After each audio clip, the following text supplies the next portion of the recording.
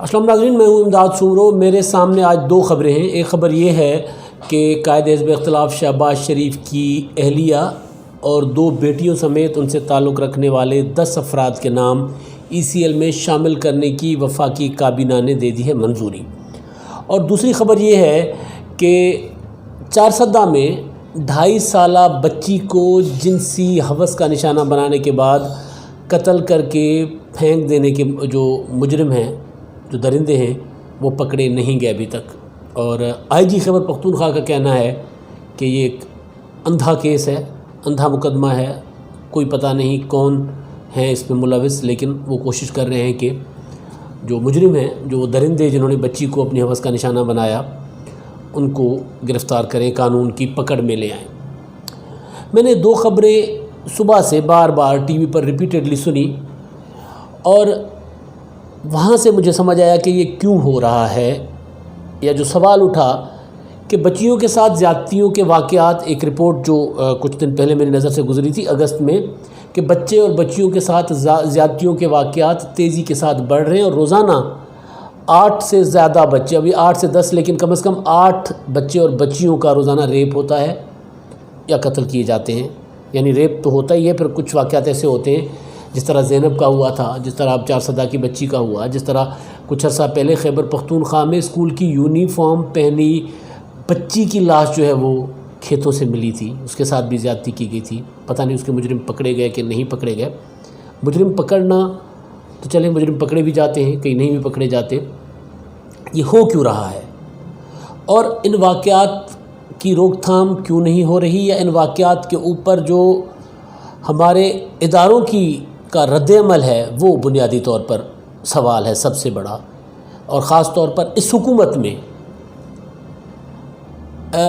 اس طرح پرویکٹیولی ایسے واقعات میں ملوث لوگوں کے خلاف کیوں کارروائی نہیں ہو رہی جس طرح گزشتہ حکومتوں میں ہوتی تھی، یا پھر ساتھ یہ کہ یہ اولویت جو ہے وہ اداروں کی کیوں نہیں ہے۔ اس لیے مجھے جب یہ واقعات کی میں خبریں سن رہا تھا، تو پھر مجھے وفاقی کابینہ کا فیصلہ جب میرے سامنے آیا تو مجھے سمجھ آئی کہ ایسا کیوں ہے۔ لاہور میں جو کچھ عرصہ قبل ایک واقعہ پیش آیا تھا، چند ہفتے پہلے، موٹر وے زیادتی کیس، ہلا کے رکھ دیا تھا ہمارے پورے سماج کو اس واقعے نے۔ لوگ دہل کے رہ گئے تھے۔ زینب قصور کی جو بچی تھی، اس کے بعد اگر کوئی بہت بڑا واقعہ، ظاہر ہر جو زیادتی کا ہر واقعہ بچی کے ساتھ، عورت کے ساتھ، بچے کے ساتھ جو ہوتا ہے وہ مطلب وحشت کی انتہا ہوتی ہے۔ اس سے بڑی وحشت کوئی شاید انسان کر نہیں سکتا، اس سے بڑی درندگی ہو نہیں سکتی۔ لہٰذا لیکن کچھ واقعات کی جو شدت جو معاشرہ محسوس کرتا ہے اپنے اندر، اور ہر بندہ اپنے آپ میں گلٹی فیل کر رہا ہوتا ہے کہ یار ہم کس معاشرے میں رہ رہے ہیں۔ وہ زینب کے سانحے کے بعد، وہ سانحہ تھا بہت بڑا، اور اس کے بعد موٹر وے والے معاملے پہ لوگوں نے محسوس کیا، لیکن موٹر وے سانحے کا جو مرکزی ملزم ہے عابد ملی، وہ ابھی تک گرفتار نہیں ہوا۔ لاہور کا واقعہ ہے، ابھی تک وہ پکڑا نہیں گیا۔ اور لاہور میں ایک تھانے پر اچانک آدھی رات کو ایک FIR درج ہوتی ہے، اپوزیشن کی ساری کی ساری مسلم لیگ نون کی قیادت، جس میں سابق جرنیل بھی ہیں، جس میں وزیر اعظم آزاد کشمیر بھی ہیں، 3 بار کے سابق وزیر اعظم نواز شریف اور اس کا اہل و عیال ہے، ساروں کے سب کے خلاف FIR درج ہو جاتی ہے۔ یہ جو واقعات جب میں ڈسکس کر رہا ہوں، تو یہ جب میں سوچ رہا تھا ان واقعات پہ، تو مجھے ایک واقعہ یاد آ گیا تھا سندھ کا۔ جام صادق صاحب وزیر اعلیٰ تھے، اور ان سے بڑا عامر وزیر اعلیٰ شاید ہی سندھ کی تاریخ میں گزرا ہو، یا پاکستان کی تاریخ میں۔ بہت جابر وزیر اعلیٰ تھا، پیپلز پارٹی سے تھے۔ پیپلز پارٹی چھوڑ کر، اور پھر ظاہر ہے وہ جس طرح ہوتا ہے پاکستان میں، انہوں نے اسٹیبلشمنٹ کے ساتھ ہاتھ ملا لیا، اور پھر ایک قائم مقام وزیر اعلیٰ بنے، پھر منتخب وزیر اعلیٰ بنے، اکیلی ایک سیٹ پر وزیر اعلیٰ بن گئے تھے۔ خیر، تو ان کے ایک دوست تھے میر پور خاص کے۔ ایک دن جام صاحب فل مدہوشی میں تھے، اور انہوں نے اپنے اس وقت جو اسٹاف تھا، ان کا سیکریٹری تھا یا جو بھی، ان کو پوچھا گیا، اور میرا فلاں دوست جو ہے اس کا تو پتہ کرو۔ انہوں نے میسج کیا۔ وہ جو دوست تھا جیالہ تھا، پیپلز پارٹی سے اس کا تعلق تھا، اس وقت تک وہ اس نے پیپلز پارٹی چھوڑی نہیں تھی کبھی۔ پھر انہوں نے جو بھی افسر تھے، جو بھی ان کے سیکریٹری یا جو اسٹاف تھا، انہوں نے متعلقہ ڈی سی کو فون کیا کہ بھائی فلاں بندے کا پتہ کرو، سی ایم صاحب پوچھ رہے ہیں.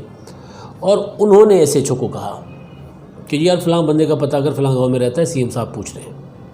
سی ایم صاحب پوچھ رہے ہیں. ایس ایچ او صاحب نے اس بندے کو پکڑ کے لاک اپ کر دیا تھانے میں، بند چترول، روزانہ ٹھیک ٹھاک اس کی کٹائی ہو. پھر کسی دن، ہفتہ 10 دن 15 دن کے بعد جام صاحب کو یاد آیا کہ یار میں نے تو اپنے دوست کے لیے پوچھا تھا. اور انہوں نے پھر وہی کیا، وہی چین چلی ڈی سی تک بات آئی. ڈی سی نے پھر ایس ایچ او کو فون کیا کہ یار وہ کیا کیا بندے کا؟ کہتا ہے سر وہ تو اندر ہے، اس کی ٹھیک ٹھاک خاطرداری ہو رہی ہے، اس کی روزانہ چترول لترول ہوتی ہے. اس نے کہا وہ پاگل دیا پترا، کیا کر دیا تو نے؟ بھائی وہ سی ایم کا دوست ہے، سی ایم صاحب نے کہا ہے اس کو کراچی بھیجو. سی ایم نے اپنے دوست کا پتہ لینے کے لیے کہا، کیونکہ سی ایم پیپلز پارٹی کی واٹ لگا رہے تھے، کیونکہ سی ایم پیپلز پارٹی کی ایسی تیسی پھیر رہے تھے، جو جالا جو نام تھا اس وقت ہر بندہ جیل میں تھا. تو ایس ایچ او صاحب کو صرف یہ میسج آیا کہ سی ایم صاحب کے دوست کا پتہ کرو کہاں ہے وہ، کیونکہ پالیسی یہ تھی کہ بھائی پیپلز پارٹی والوں کو تننا ہے، اندر کرنا ہے. تو اس نے اگلا سوال ہی نہیں کیا کہ سر اس کا کیا کرنا ہے، اس نے لے کے اندر کر دیا. یہ ہوتی ہے آپ کرنا کیا چاہ رہے ہیں، آپ کی پالیسی کیا ہے. پالیسی یہ ہے کہ عابد ملک گرفتار نہیں ہوتا. پالیسی یہ ہے کہ لوگوں کے جو مسائل ہیں، لوگوں کے پرابلمز جو ہیں وہ لوگ لے کے جاتے ہیں، تو اس پر ایس ایچ او ہو، تھانے کا پولیس ہو، کوئی ریسپانس نہیں کرتی. مگر آدھی رات کو ایک پولیس کا اپنا ریکارڈ یافتہ ملزم تھانے پر جاتا ہے اور وہ ایک ایسی ایف آئی آر درج کرنے کی فرمائش کرتا ہے جس میں نواز شریف کا پورا اہل و عیال، اس کے پوری تنظیم، 3 جرنیل اور آزاد کشمیر کے وزیر اعظم سمیت سب پر غداری کے مقدمے کی فرمائش، بغاوت، ملک دشمنی کی فرمائش یوں پوری ہو جاتی ہے. اور عابد ملی ابھی تک گرفتار نہیں ہوتا. چھلاوا بن گیا ہوا ہے وہ، پوری کی پوری ریاست کے لیے چیلنج بن گیا ہوا کہ وہ کہاں ہے جس نے پورے سماج کو ہلا کر رکھ دیا تھا. یہ ہماری اولیت ہے بیسیکلی. اولیت خانپور کچھ عرصہ پہلے بہاولپور میں ایک لڑکی نے خود سوزی کی تھی کیونکہ اس کے ساتھ اجتماعی زیادتی ہوئی تھی. وہ متعلقہ تھانے گئی، ایس ایچ او نے اس کو انٹرٹین ہی نہیں کیا، اس کی بات ہی نہیں سنی. اس نے اس کو اوپر سے کہہ دیا کہ نہیں تم بھی بد کردار ہو سکتی ہو. اور وہ بچی، اس کا باپ لے کے پھرتے رہے، کبھی ڈی پی او کے آفس، کبھی کدھر. اس کی کوئی داد فریاد کوئی سننے والا ہی نہیں تھا. اور نتیجہ یہ نکلا کہ وہ تھک ہار کے اس نے خود سوزی کر دی تھانے کے سامنے. اور دوسری طرف میں نے آپ کو مثال دی کہ لاہور کے تھانے میں آدھی رات کو ایک ایف آئی آر درج کرنے کی جاتی ہے پاکستان کی ٹاپ پولیٹیکل لیڈ کے خلاف. یہ پولیٹیکل ایلیٹ ہے نواز شریف صاحب، ٹاپ پولیٹیکل ایلیٹ کے خلاف، کیونکہ وزیر اعظم صاحب چاہ رہے ہیں تننا. وزیر اعظم کہتے ہیں کہ میں نعرو نہیں دوں گا. پھر نتیجہ یہ ہوتا ہے کہ پولیس کی اولیت، انتظامیہ کی اولیت، ڈی سی کی اولیت، وزراء کی اولیت وہ کیا بن جاتی ہے؟ وہ یہ بن جاتی ہے کہ بچیاں اگر نوچی جاتی ہیں تو نوچی جاتی رہیں، راہ جاتے. یعنی آپ سوچیں کہ جڑاوالا میں ایک لڑکی بیچاری محنت مزدوری کرنے کے بعد بس اسٹاپ پہ کھڑی ہے، اس کو اٹھا لیا جاتا ہے، اس کا ریپ ہو جاتا ہے، اجتماعی زیادتی ہوتی ہے اس کے ساتھ. خانپور میں ایک بچہ، 8 سال کا بچہ، یہ آج کل کی خبریں، یہ کوئی بہت پرانی نہیں ہیں، 8 سالہ بچہ، اس کے ساتھ بدفعلی ہوتی ہے، اس کے ساتھ مطلب، اور وہ اس کو قتل کر کے پھینک دیا جاتا ہے.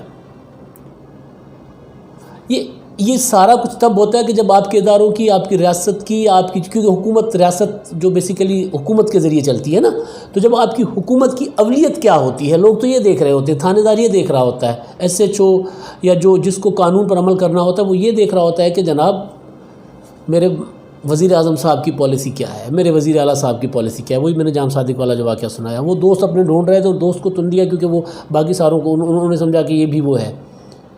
تو یہ جو کچھ ہو رہا ہے، یعنی میرے پاس لسٹ ہے، میں نے جو بنائی، تو پھر میں سارے ذکر نہیں کر سکتا. تھرپارکر میں ایک بچی میگھواڑ بچی، اس کے ساتھ زیادتی ہوئی، اجتماعی زیادتی ہوئی، وہ ملزموں کے لیے پھرتی ماری پھرتی رہی بیچاری، کوئی نہیں سنی گئی، اس نے بھی خودکشی کر لی، مار دیا اپنے آپ کو، انصاف نہیں ملا اس کو، کیونکہ ہماری اولویت نہیں ہے، کسی بھی حکومت کی اولویت نہیں ہے۔ خیبر پختونخوا سے رپورٹ یہ ہے کہ خیبر پختونخوا میں بچوں کے ساتھ زیادتی کے واقعات خطرناک حد تک بڑھ گئے ہیں، خطرناک حد تک۔ پنجاب میں 2 سال ہوئے عمران خان کو، مان لیتے ہیں، وزیر اعظم عمران خان صاحب کے جو ہیں عثمان بزدار صاحب، وسیم اکرم پلس ان کو 2 سال ہوئے، چلیں مان لیتے ہیں۔ یہاں پر آپ بہت بڑی تبدیلی نہیں لا سکتے، یہاں پولیس اور ہے، سارا کچھ اور ہے، آپ کے مزاج کے مطابق نہیں ہے۔ خیبر پختونخوا تو آپ نے ریاست مدینہ بنایا تھا نا، وہاں کیوں بچوں کے ساتھ زیادتی کے واقعات خطرناک حد تک بڑھ جانے کی رپورٹس آ رہی ہیں؟ کیونکہ اولویت کچھ اور ہے۔ اولویت کیا ہے؟ NRO نہیں دوں گا۔ بھئی مت دو NRO، کون مانگ رہا ہے آپ سے؟ ہم نے کبھی نہیں کہا کسی کو NRO دو، نہ دیں آپ، لیکن مجرموں کو تو NRO مت دیں، جو بچوں کو نوچ رہے ہیں ان کی طرف تو کوئی توجہ دیں۔ اور ان واقعات کی، یہ تو ایک اکیڈمک بحث ہو جاتی ہے، ان واقعات کے پیچھے اصل وجہ کیا ہوتی ہے؟ گراوٹ معاشرے کے اندر ہر چیز کی، جیسے ہی معاشی ابتری آتی ہے وہ ٹرانسفر ہوتی ہے باقی جرائم کی طرف۔ سارا دن ویلے بیٹھے لوگ فرسٹریٹ ہوتے ہیں، کوئی کام کاج نہیں ہے، کوئی روزگار نہیں ہے، کوئی نوکری نہیں ہے، کوئی نشے پتے پہ لگ جاتا ہے، کوئی بیٹھ کے کیا سوچ رہا ہوتا ہے۔ ہمارے وزیر اعظم صاحب کو صرف ایک چیز سوچتی ہے، جو مسلسل کہتے ہیں کہ ہالی ووڈ اور بالی ووڈ کی وجہ سے فحاشی پھیلی ہوگی، بھائی روک لیں۔ لیکن بھائی جو نوالا نہیں ہوتا لوگوں کے پاس، جو لوگوں کے پاس روزگار نہیں ہوتا، لوگ جرائم کی طرف راغب ہوتے ہیں، وہ اس کا کوئی سدباب بھی تو کرنا چاہیے نا۔ مطلب آپ کو کون کہتا ہے کہ بھائی آپ لوگوں کو روزگار آپ مت نہ دو؟ کون سا NRO آپ کو روکتا ہے لوگوں کو روزگار دینے کے لیے؟ کون سا NRO آپ کو روکتا ہے عابد ملی کو پکڑنے کے لیے؟ کیا وہ ساری ریاست سے طاقتور ہو گیا ہے؟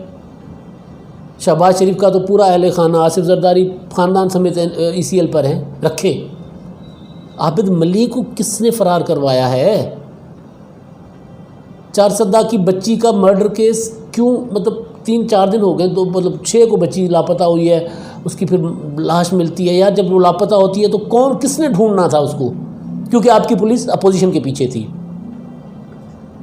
کیونکہ قصور سے جب بچے اٹھوائے جاتے ہیں تو لوگ تھانوں کے سامنے جا کے ماتھا پھوڑ رہے ہوتے ہیں، مگر آپ کی پولیس کچھ نہیں کرتی، کیونکہ آپ کا آرڈر کچھ اور ہوتا ہے، آپ کی اولویت کچھ اور ہوتی ہے، جو ٹرانسفر ہوتی ہے نیچے تک منتقل ہوتی ہے۔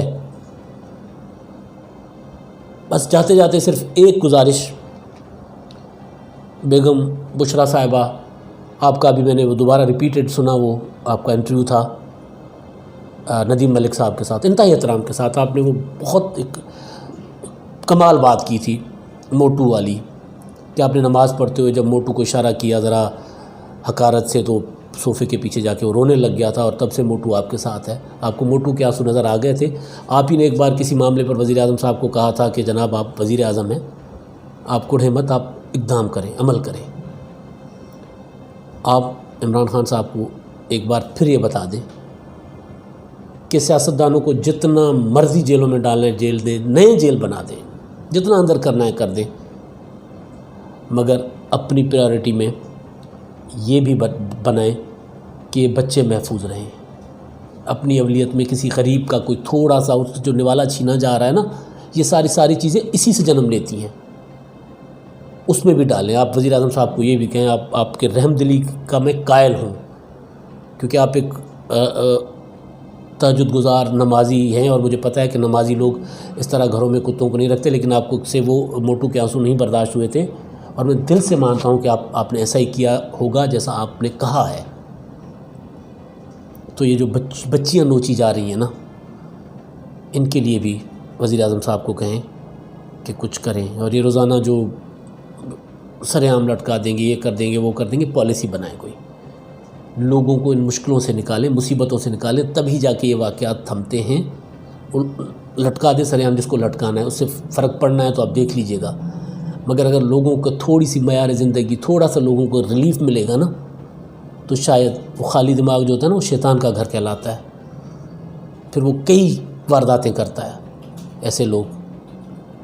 तो ये ذرا जुड़े हाथ देख लें हमारे, मोटू के आंसू आपको नज़र आए थे, तो कौम के बच्चे बच्चियों की तरफ भी देखें, उनकी तरफ भी देखें जिनका निवाला छीना गया था। अब तक के लिए इतना ही, अल्लाह हाफ़िज़।